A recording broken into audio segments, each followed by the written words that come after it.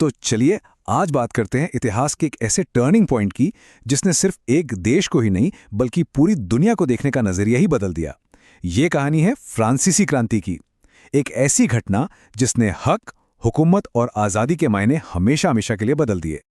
तो सवाल ये उठता है कि आखिर ये सब शुरू कैसे हुआ। सोचिए जरा, एक मामूली सी रोटी, उसकी बढ़ती कीमत सदियों से चले आ रहे एक पूरे साम्राज्य को कैसे हिला सकती है। ये कहानी इसी सवाल से शुरू होती है। तारीख थी 14 जुलाई 1789। पेरिस शहर की हवा में ना एक अजीब सी बेचैनी और दहशत थी।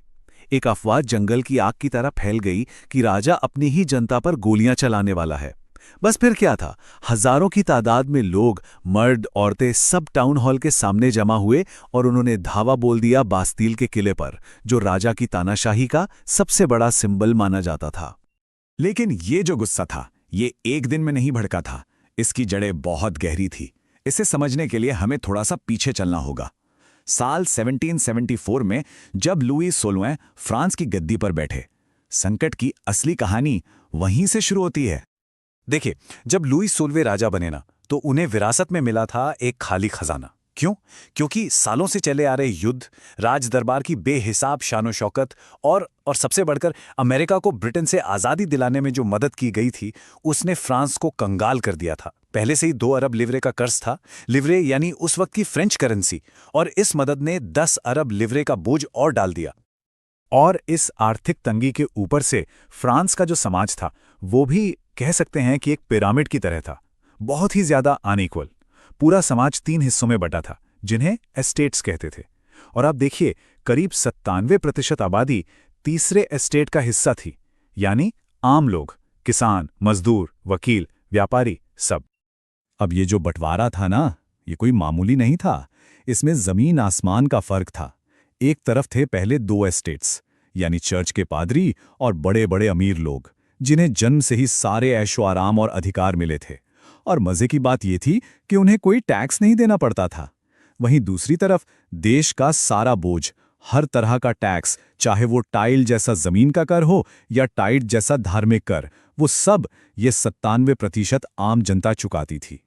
तो सोचिए, एक तरफ गरीबी, भुखमरी, अन्याय, और दूसरी तरफ हवा में कुछ नए आइडियाज तैर रहे थे।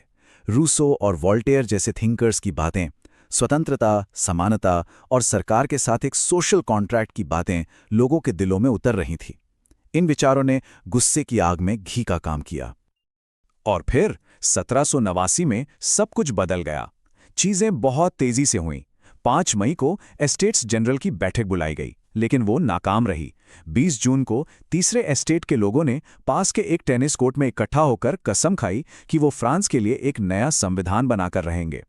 14 जुलाई को बास्तील का किला ढह गया और 4 अगस्त की रात सदियों से चली आ रही सामंती व्यवस्था को जड़ से उखाड़ फेंका गया। इस क्रांति से जो सबसे बड़ी चीज निकल कर आई, वो था ये दस्तावेज, the declaration of the rights of man end of the citizen. इसने फ्रांस को एक कॉन्स्टिट्यूशनल मोनार्की बना दिया। मतलब राजा तो था, पर उसकी शक्तियां अब कानून के दायरे में थीं। और सबसे जरूरी बात, इसने जीवन के अधिकार, बोलने की आज़ादी और कानून के सामने बराबरी जैसे हक को नैसर्गिक और आहरणीय बताया। मतलब ये अधिकार आपको जन्म से मिलते हैं और इन्हें आपसे कोई छीन नहीं सकता। लेकिन कहानी यहीं खत्म नहीं हुई। असल में क्रांति का एक और कहीं ज्यादा रैडिकल दौर शुरू होने वाला था। जैकोबिन जैसे पॉलिटिकल क्लब्स ताकत में आ गए और उनका एक ही मकसद था, राजशाही को पूरी तरह से खत्म करना। और वो दिन आया 21 सितंबर 1792 को। हमेशा हमेशा के लिए राजशाही को खत्म कर दिया गया और फ्रांस बन गया एक रिपब्लिक, यानी एक गणतंत्र। इसके कुछ ही समय बाद राजा लुई 16वें पर देशद्रोह का मुकदमा चला और उन्हें मौत की सजा दे दी गई। इसके बाद जो दौर आया, उसे इतिहास आतंक का राज या रेन ऑफ टेरर के नाम से जानता है। 1793 से 94 के बीच मैक्सिमिलियन रोबेस्पेयर और उसके जैकोबिन साथियों ने गणतंत्र के दुश्मनों के नाम पर हजारों लोगों को मौत के घाट उतार दिया। और इसका सिंबल बनी गिलोटिन, वो मशीन जिससे सरेआम लोगों के सिर कलम किए जाते थे। ये क्रांति का सबसे खूनी और भयानक दौर था। जब रॉबेस्पेयर का अंत हुआ तो फ्रांस में एक बार फिर से अस्थिरता का माहौल बन गया। एक कमजोर सरकार बनी जिसे डायरेक्टरी कहते थे, और जब भी पॉलिटिक्स में ऐसा वैक्यूम बनता है ना, तो उसे भरने के लिए कोई ना कोई महत्वाकांक्षी शख्स जरूर सामने आता है। और वो था नेपोलियन बोनापार्ट, एक मिलिट्री जीनियस जो इस केओस से निकलकर फ्रांस का और फिर पूरे यूरोप का मालिक बन बैठा। उसने पहले तो सत्ता पर कब्जा किया, फिर 1804 में खुद को सम्राट घोषित कर दिया। उसने एक के बाद एक कई देश जीते, लेकिन आखिरकार 1815 में वाटरलू की लड़ाई में उसकी हार हुई और उसका राज खत्म हो गया। नेपोलियन तो चला गया, लेकिन जो क्रांति के विचार थे ना, वो किसी भी राजा या सम्राट से कहीं ज्यादा ताकतवर साबित हुए। इन विचारों ने फ्रांस की सरहदों को पार किया और पूरी दुनिया में एक नई लहर पैदा कर दी। और उन विचारों का निचोड़ था इस एक नारे में, लिबर्टे, एगालिते, फ्रातेर्निते, यानी स्वतंत्रता, समानता और बंधुत्व। ये 3 शब्द फ्रांसीसी क्रांति की आत्मा बन गए और आज भी दुनिया भर में डेमोक्रेसी और ह्यूमन राइट्स की लड़ाई के लिए प्रेरणा देते हैं। और जानते हैं सबसे दिलचस्प बात क्या है? इस क्रांति की गूंज हजारों किलोमीटर दूर उस वक्त के भारत में भी सुनाई दी। मैसूर के शासक टीपू सुल्तान इन विचारों से इतने इंस्पायर हुए कि उन्होंने अपनी राजधानी श्रीरंगपट्टनम में ट्री ऑफ लिबर्टी लगवाया और खुद को सिटीजन टीपू कहना शुरू कर दिया। यह सर सिर्फ कहानियों तक ही सीमित नहीं है, ये हमारे संविधान में लिखा हुआ है। आज जब हम अपने संविधान की प्रस्तावना यानी प्रियम्बल पढ़ते हैं, तो फ्रांसीसी क्रांति के ये आदर्श साफ साफ दिखते हैं।